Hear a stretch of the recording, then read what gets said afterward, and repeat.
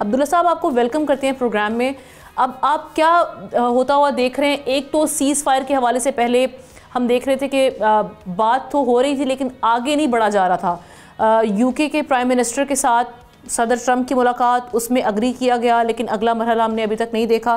پھر یورپ میں ہم دیکھ رہے ہیں کہ ان کا ایک سٹانس بدلا ہے، وہ فلسطین کو ریاست کے طور پر قبول کرنے کے لیے تیار ہیں اور کئی ممالک اس جانب پیش قدمی کر بھی چکے ہیں. اور پھر یہ ویڈیوز کا سامنے آنا، اس پہ کینیڈا کنڈیم بھی کر رہا ہے جو کہ پوزیشن لے چکا ہے آلریڈی.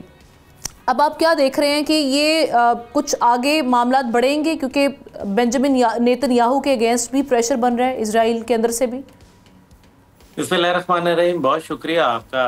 دیکھیں تقریباً سڈنی ہاربر برج کے اوپر جو ہے وہ تقریباً 3 لاکھ سے زائد لوگ موجود تھے اور یہ خود بات جو ہے ان کا اپنا میڈیا رپورٹ کر رہا ہے. باوجود برف، بارش، شدید طوفان کے باوجود لوگ کھڑے تھے اور اتنے دور لوگ رہ کے اور وہ اسرائیل کے لیے درد محسوس کر سکتے ہیں. تو امت اسلامیہ جن کے بارڈر ساتھ لگتے ہیں، وہ دکھ، وہ غم، وہ لاشوں کو دفنانا، وہ بچوں کا بھوک سے جو ہے بلک بلک کے مر جانا، اور وہ عورتوں کے ساتھ جو ظلم اور زیادتی اور یہ بمباری اور لوگوں کے چیتھڑے اڑ جانا، امت اسلامیہ کیوں خاموش ہے؟ یہ ایک بہت بڑا سوالیہ نشان ہے. اسٹیو وٹکوف جو ہے